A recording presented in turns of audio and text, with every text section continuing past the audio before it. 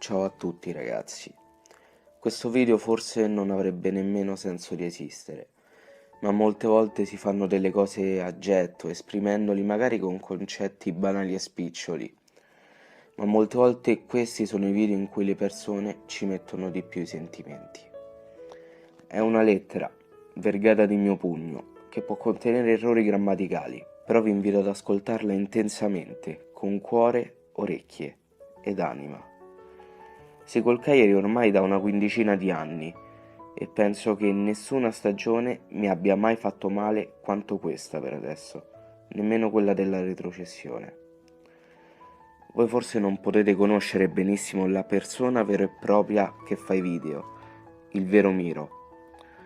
Posso dirvi che differisco molto poco da quello che vedete nei video o nelle live. E di base sono una persona molto realista con i piedi per terra che raramente si fa prendere dall'entusiasmo. Infatti anche durante il filotto di partite vinte non mi sono montato la testa, anzi ero cosciente che ogni partita che vincevamo ci avrebbe portati sempre di più alla fine di quel periodo. La sconfitta era inevitabile e sarebbe dovuta arrivare prima o poi. Non mi lamento nemmeno del fatto che adesso siamo a 3 punti di distanza dall'Europa League e ce la dobbiamo giocare con una delle squadre più belle e divertenti di questo campionato. Non è quello il problema. Mi ritengo schifato da tutto quello che sta succedendo dentro e fuori il campo. Vedo 11 individui stare in campo a brancolare nel buio, ai comandi di uno che evidentemente il comandante non lo sa fare. Giocatori, dovreste sentirvi fortunati, sapete? Perché altri tifosi avrebbero cominciato la contestazione già dopo 2 partite che non si vinceva. Invece vi abbiamo dato la possibilità fino all'ultimo di sovvertire questa ormai inevitabile contestazione. Non è tutta colpa vostra, ci mancherebbe. Però, per la busta paga che ricevete direi che un minimo di impegno in più in campo sarebbe gradito. Basterebbe semplicemente onorare la maglia e per noi sareste la squadra più forte del mondo. Parliamo del vostro comandante? Ha il carisma di uno stoccafisso, evidenti lacune calcistiche, ma nonostante tutto è lì, come uno statale a rubare letteralmente soldi.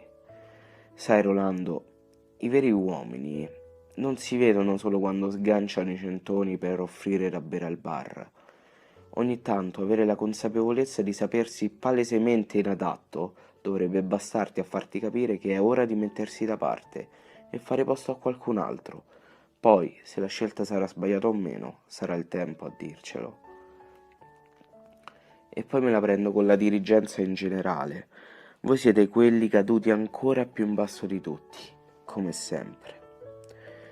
Caro direttore sportivo, sei uno degli elementi più insignificanti di questa società e la cosa bella è che quelle rare volte in cui ti mostri cerchi sempre di fare il ganzo, la persona a modo con un'attitudine lavorativa degna del miglior di esse. Ma in realtà sei solo un pupazzo che consenzientemente alle direttive del presidentissimo fa di tutto per non far infangare il suo nome.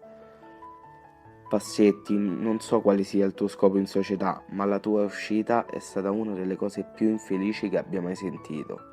Da un uomo maturo mi aspetto che i pensieri vengano elaborati con la testa e non con il culo.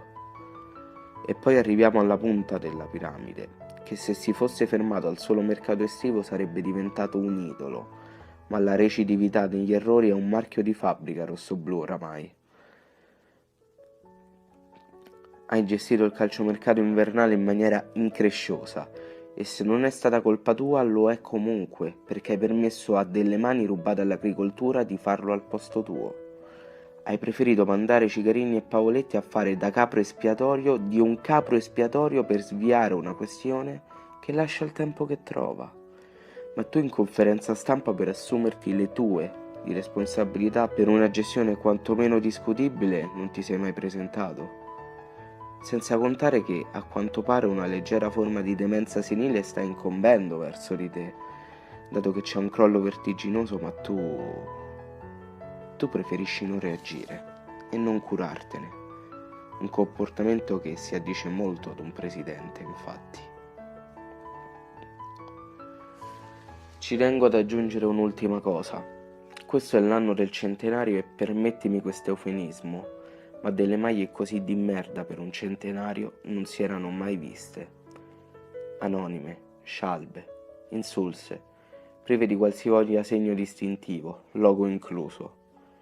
E per quanto io capisca che ormai il Cagliari è trattato come azienda e quindi come tale deve ottenere utili, mi sarei risparmiato i 150 euro per una maglia che ci si può fare tranquillamente in casa.